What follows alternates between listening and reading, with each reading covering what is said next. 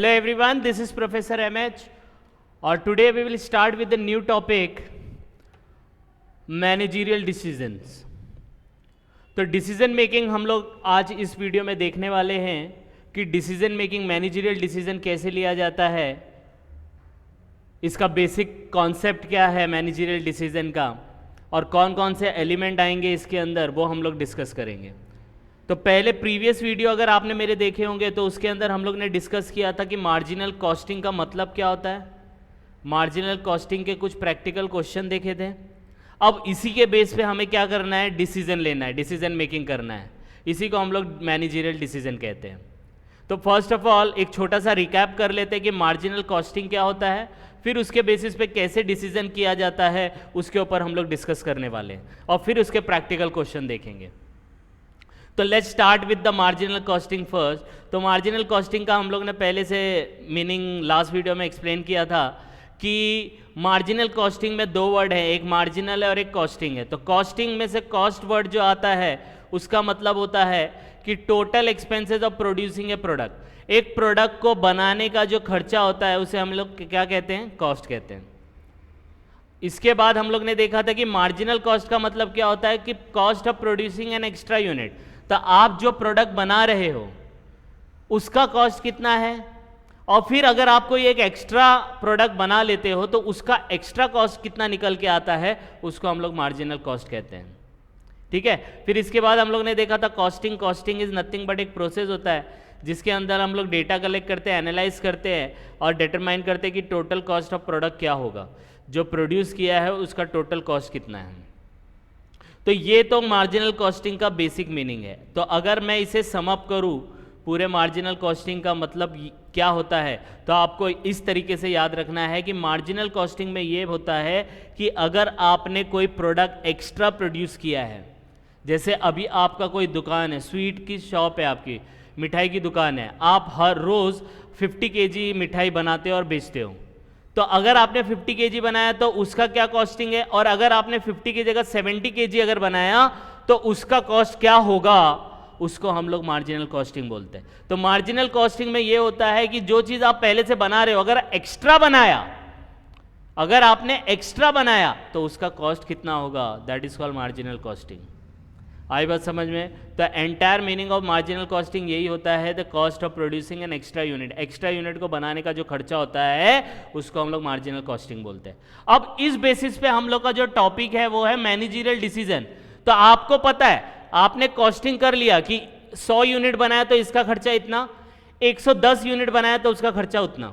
अब इस बेसिस पे आपको डिसीजन लेना है कि मैं 100 यूनिट ही बनाऊं कि 110 यूनिट बनाऊं। अगर 100 यूनिट बनाता हूं तो उससे क्या फायदा, और 110 यूनिट बनाता हूं तो उससे मुझे कितना प्रॉफिट या कितना लॉस हो रहा है, that is called managerial decision. तो मैनेजरियल डिसीजन कॉन्सेप्ट इस तरीके से आया कि पहले आपने ये फाइंड आउट कर लिया कि प्रोडक्ट का कॉस्ट कितना है, उसको आपने एनालाइज कर लिया। अब आप डिसीजन ले रहे हो कि हम लोग को करंट सिचुएशन पे ही चलना है कि कुछ एक्स्ट्रा करना है, एक्स्ट्रा प्रोडक्ट को प्रोड्यूस करना है कि नहीं करना है, जो कॉस्ट पे हम लोग परचेज कर रहे हैं उस पे ही करना है कि नहीं करना है, या ज़्यादा बल्क में करना है, उसके ऊपर डिसीजन लेना है। तो इसका मेन मकसद क्या होता है कि हमारा जो प्रॉफिट है वो मैक्सिमम हो। तो मैनेजरियल डिसीजन का यही मतलब है कि एवरी ऑर्गेनाइजेशन का जो गोल होता है, goal of every organisation is to maximise profit, और प्रॉफिट तभी मैक्सिमाइज होगा जब वो डिसीजन लेगा। तो डिसीजन किस बेसिस पे लेगा, तो उसको ये पता होना चाहिए कि उसका कॉस्टिंग कितना है, उसका कॉस्ट कितना है, उसी के बेसिस पे डिसीजन ले सकता है। तो यहाँ पे हम लोग का टॉपिक का मीनिंग कुछ इस तरीके से होगा कि हमें ये पता होगा कि कॉस्ट प्रोड्यूस करने का जो खर्चा है वो कितना है, उस बेसिस पे हम लोग वेरियस डिसीजन लेंगे। अब बोलेंगे सर वेरियस डिसीजन कैसा, वो मैं आपको आगे बताने वाला हूँ। डिसीजन लेंगे, वो डिसीजन से आपका क्या होगा, प्रॉफिट इंक्रीज होगा। तो जिस डिसीजन से आपका प्रॉफिट इंक्रीज हो जाए वही हम लोग डिसीजन लेने वाले हैं, अदरवाइज वो डिसीजन हम लोग इग्नोर करेंगे। अब किस टाइप के डिसीजन है, जैसे फॉलोइंग डिसीजन आर इंपॉर्टेंट। जैसे फर्स्ट इज मेक और बाय। तो आपने प्रोडक्ट का कॉस्टिंग निकाला कि नहीं निकाला, आपने प्रोडक्ट का कॉस्टिंग निकाला कि नहीं निकाला। अब निकाला है तो आपने प्रोडक्ट का कॉस्ट निकाला, बनाने का खर्चा 100 रुपया, लेकिन सेम प्रोडक्ट बना बनाया आपको मार्केट में 95 में मिल रहा है, तो आप लोग प्रोड्यूस करेंगे या खरीदेंगे बाहर से? तो I will by the product, क्योंकि बनाने से अच्छा है कि बाहर से खरीद लो। आई बात समझ में? तो ये डिसीजन लिया जाता है। तो ये डिसीजन कब ले सकते हो आप? जब आपने ये मार्जिनल कॉस्टिंग प्रॉपरली किया होगा, तो तभी तो अपने को कॉस्टिंग पता चला होगा ना, तभी तो हम लोग को कॉस्ट पता चला होगा ना कि कितना कॉस्ट है, और उस बेसिस पे हम लोग डिसीजन लेंगे या तो परचेस करें या तो हम लोग अपने प्रोडक्ट को ऑर्गेनाइजेशन में ही प्रोड्यूस करें। दूसरा डिसीजन क्या होगा? Optimum sales mix. तो आपको पता होगा कि आपकी कंपनी है, वो कंपनी में आप 4 प्रोडक्ट बनाते हो, product A, product B, product C, product D. आपने सबका कॉस्ट निकाला, अब उसका आप सेल्स वेल्स देखोगे और ये फाइंड आउट करेंगे कि किस प्रोडक्ट को बेचने पे प्रॉफिट ज़्यादा हो रहा है। तो आपको पता चला कि डी प्रोडक्ट को बेचेंगे तो प्रॉफिट सबसे ज़्यादा होगा, तो आप क्या करोगे? प्रोडक्ट डी को सबसे ज़्यादा मैन्युफैक्चर करोगे। बाकी ये ए बी सी में थोड़ा कम प्रॉफिट होता है तो इसको कम मैन्युफैक्चर करेंगे और सेल करेंगे। तो ऑप्टिमम सेल्स मिक्स का डिसीजन के लिए भी आपको मार्जिनल कॉस्टिंग मैनेजरियल डिसीजन लेना पड़ता है कि कौन से प्रोडक्ट को मैन्युफैक्चर करें और कौन से प्रोडक्ट को नहीं। Next, plant shutdown.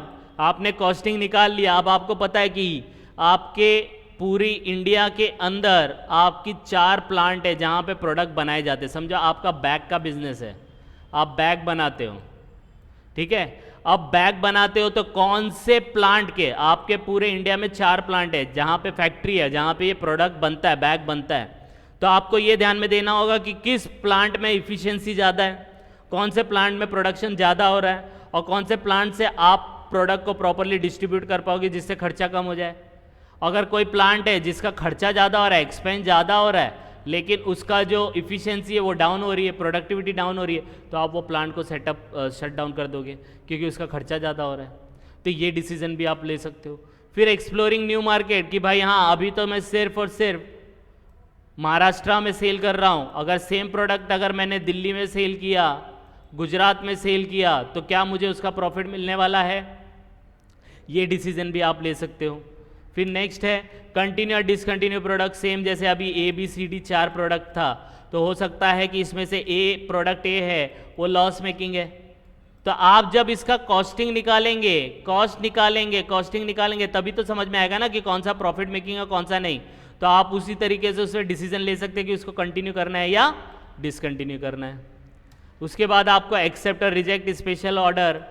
आपको कोई ऑर्डर मिला है, अभी आप कोई प्रोडक्ट को 25 रुपये के भाव से सेल करते हो, आपको कोई बाहर के कंट्री से ऑर्डर आया, बोला कि मुझे 19 रुपीज़ में सेल करो, तो क्या आप वो ऑर्डर को एक्सेप्ट करने वाले हो या रिजेक्ट करने वाले हो? तो पहला कैलकुलेशन करके दिखाओ कि उसका कॉस्टिंग कितना होगा, कितना प्रॉफिट हो रहा है, उस हिसाब से मैनेजरियल डिसीजन लेना है।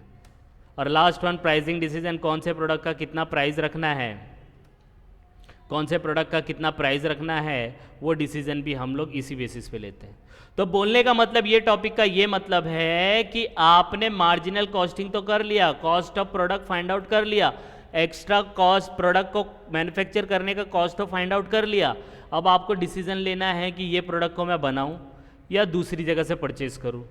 अगर आप एक से ज़्यादा प्रोडक्ट बना रहे हैं तो कौन से प्रोडक्ट ज़्यादा बनाओ जिससे प्रॉफिट ज़्यादा हो। आप अपना प्रोडक्ट 4 जगह पे मैन्युफैक्चर करते हो तो कौन से प्लांट में करें जहाँ पे इफिशिएंसी ज़्यादा हो, प्रॉफिट ज़्यादा हो।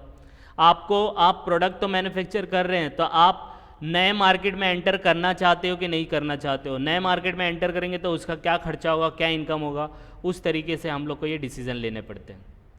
तो ये टॉपिक है मैनेजरियल डिसीजन का। अब इसके प्रैक्टिकल क्वेश्चन देखेंगे तो आपको समझ में आ जाएगा।